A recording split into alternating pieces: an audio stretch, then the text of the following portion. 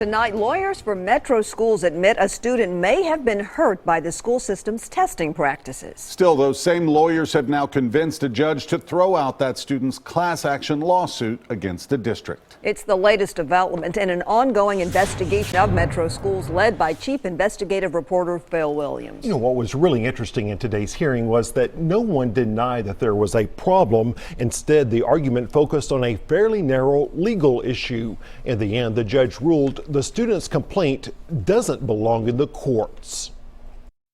All rise. The hearing before Davidson County Chancellor Ellen Hobbs Lyle focused on a lawsuit filed by this student. So I feel like I was cheated out of my education. 18-year-old Tony Jones was a freshman at Pearl-Cohn High School in 2014 when she was suddenly pulled from an algebra class that she was actually passing. That came after predictive tests indicated she might not perform well on an end-of-course exam that's used to judge the performance of the school. Instead, school officials put Tony on a computer and told her to learn it on her own. We are admitting all of the facts as they are contained in the complaint. We're also admitting that there may have been harm from that. Metro lawyer Melissa Roberge argued that what happened to Tony did not meet the legal standard required for the courts to intervene in the school system. And what we are trying to determine is there a constitutional right to remain in your Algebra 1 class? Is there a constitutional right to take the end-of-course exam?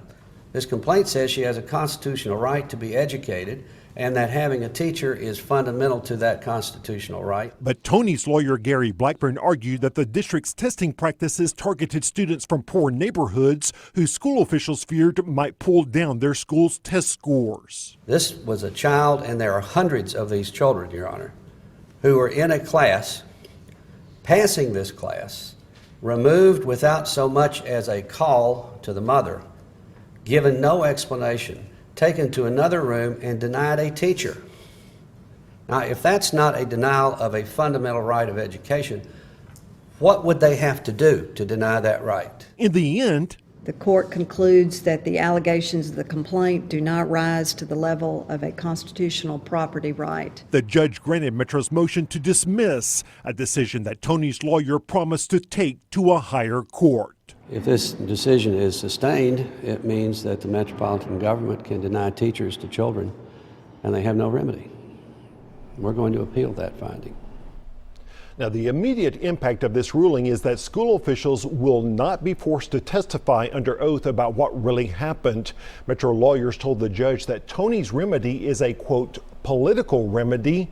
In other words, she needs to take it back to the school system that enacted the policies in the first place. So what is the next step?